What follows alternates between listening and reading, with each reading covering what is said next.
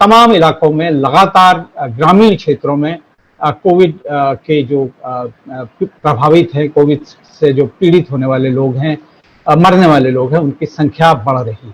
हालांकि ये भी एक बहुत कष्टकारी सत्य है कि गांवों में जो मौतें हो रही हैं उनकी, क्योंकि किसी तरह की कोई कोविड जांच नहीं हो पा रही है, तो इसलिए ज्यादातर मामलों में उन मौतों को हम खांसी, जुकाम, बुखार, इस तरह की बीमारियों से होने वाली मौतों के तौर पर गिन रहे हैं। जो कोविड की मौतें हैं उनमें अभी उनकी गिनती तक नहीं हो पा रही। इस बीच उत्तर प्रदेश के कुछ इलाकों से कुछ ग्रामीण इलाकों से इतनी दहलाने वाली खबरें आई हैं, जैसे प्रतापगढ़ का एक मामला पिछले दिनों आया था सामने, जिसमें एक जो विधवा महिला थी जो अपनी बहन के पास रहती थी, उसकी मृत्यु हो गई और कोई व्यक्ति ऐसा नहीं था, उनके परिवार में कोई पुरुष नहीं था वहां पर जो उस महिला का अंतिम संस्कार कर सकता। अंततः जब 2 दिन तक शव वहीं रखा गया और जो महिला थी उसके जिसके घर वो अपनी बहन के घर रह रही थी, उसके पति मुंबई में थे, उनके आने की प्रतीक्षा होती रही और जब बदबू शव से आने लगी तब गांव वालों ने पंचायत करी और गांव में कहीं जगह नहीं मिली अंतिम संस्कार के लिए, तो अंततः उसी घर के सामने जेसीबी मशीन से गड्ढा खुदवा के शव को वहां दफना दिया गया। इस तरह की स्थितियां हैं। और ऐसे ही सिद्धार्थनगर से एक और घटना सामने आई थी, जिसमें एक व्यक्ति की मृत्यु होने के बाद गांव में उसके परिजनों ने, पूरे गांव ने, किसी ने भी उस व्यक्ति के शव को, क्योंकि ये संदिग्ध मामला कोरोना का माना गया था, छूने से इनकार कर दिया। अंततः स्थानीय पुलिस ने आकर उस व्यक्ति का अंतिम संस्कार किया। तो इतनी विपरीत परिस्थितियां, इतनी डरावनी तस्वीरें उत्तर प्रदेश के गांवों से हम देख रहे हैं। सरकार एक तरफ कहती है कि हम गांव-गांव तक जो 95,000 जो निगरानी समितियां हैं, वो हर गांव के स्तर पर निगरानी समितियां जांच कर रही हैं। पिछले दिनों लगातार 3-4 दिन, ये 5 दिन का ये जांच, ग्रामीण क्षेत्रों में जांच का कार्यक्रम सरकार चलाने की बात कर रही है। उसमें ये भी कह रही है कि जो रैपिड टीम होंगी, रैपिड मेडिकल टीम होंगी, उनमें उनको 10 लाख किट जो है वो एंटीजन टेस्ट के दिए जा रहे हैं।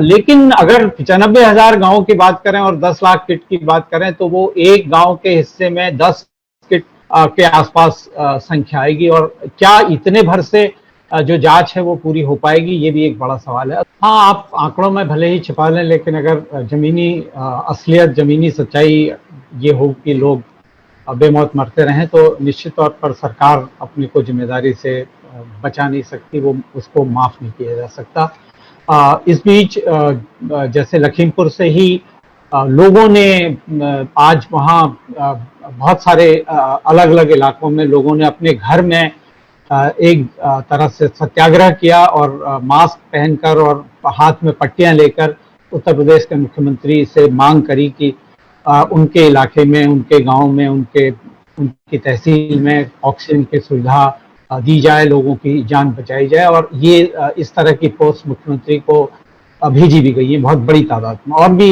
इस तरह से लोग अपनी मांग कर रहे हैं। जो जनप्रतिनिधि सवाल उठा रहे हैं वो तो हैं, लेकिन एक इस बीच जो गांवों में जो फैलने की वजह हैं, जिनमें पहले ये माना जा रहा था कि जो पंचायती चुनाव हैं वो एक बड़ी वजह है, क्योंकि पंचायती चुनाव जिस इलाके में जिन तारीखों में मतदान हुआ है, उसके बाद उन इलाकों में जो ग्रामीण क्षेत्रों में जो बीमार लोगों की संख्या बहुत तेजी से बढ़ी।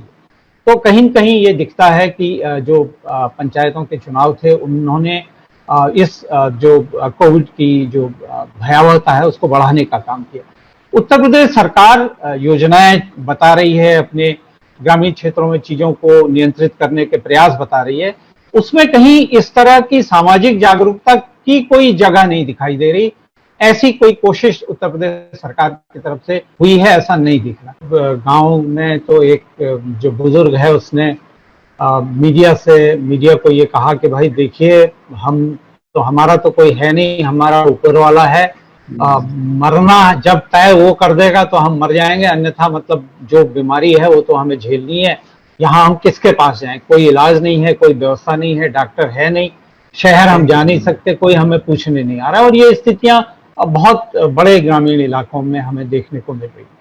लेकिन शहरों में भी अगर हम बात करें तो जैसे वेंटिलेटर जिन सरकारी अस्पतालों को पिछले साल जो पीएम केयर फंड के थ्रू आए थे और दूसरी सरकारी व्यवस्थाओं के तहत आए थे, उनमें भी वो पूरी तरह से सक्रिय नहीं है, उनको चलाने के लिए टेक्निकल स्टाफ नहीं है। लखनऊ में ही बलरामपुर अस्पताल, लोक बंधु अस्पताल और इस तरह के बड़े अस्पतालों में भी 30-35 वेंटिलेटर इस समय निष्क्रिय पड़े हैं, उनसे काम नहीं हो पा रहा है।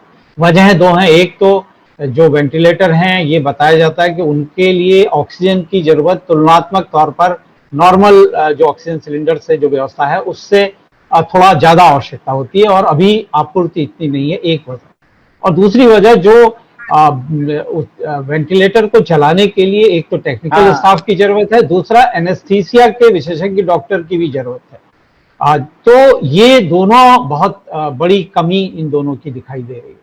क्या सरकार को इस बात के लिए कोई प्रयास नहीं करना चाहिए कि इस तरह के जो तकनीकी विशेषज्ञ हैं जो वेंटिलेटर्स को चला सकते हैं, उनके लिए कोई तात्कालिक किसी तरह का कोई कोर्स, कोई प्रबंधन, क्योंकि ये कोई बहुत बड़ी रॉकेट साइंस तो है नहीं कि इसको सिखाने के लिए आपको महीनों या 6 महीने या साल भर लगे। आप 10 दिन 5 दिन के क्रैश कोर्स से भी इस तरह की जानकारियां देकर लोगों को सिखा सकते हैं। इस बीच राज्य सरकार ने जो चीनी और गन्ना विभाग है उसके जरिए, उसकी मदद से भी वो करने की जो नए बहुत सारे ऑक्सीजन के जनरेशन प्लांट लगाने की कोशिश शुरू की है। 75 जिलों में से 25 जिलों में तो काम शुरू भी हो गया है। तो शायद ये अगर चीजें थोड़ा तेजी से इनमें काम हो तो शायद ग्रामीण इलाकों में कम से कम ऑक्सीजन की जो समस्या है वो थोड़ा दूर हो सकेगी। जिस तरह से जो संकेत मिले हैं उत्तर प्रदेश में, अगर सरकारी आंकड़ों पर यकीन करें, जो संख्या कम हो रही है, जिस तरह से ठीक होने वाले लोगों की संख्या बढ़ रही है, और आज तो प्रधानमंत्री के जो मुख्य वैज्ञानिक सलाहकार हैं उनकी तरफ से भी इस तरह की बात सामने आई है कि अगर सारे लोग पूरी तरह से सजग रहें तो हम जो तीसरी लहर है उसको टाल सकते हैं। तो इसी विश्वास के साथ कि लोग सजग होंगे, सरकार के प्रयास कामयाब होंगे और दूसरी लहर का तो हम मुकाबला कर ही रहे हैं और तीसरी लहर को हम टालने में कामयाब होंगे। आपकी बात को आज हम यहीं पर समाप्त करते हैं।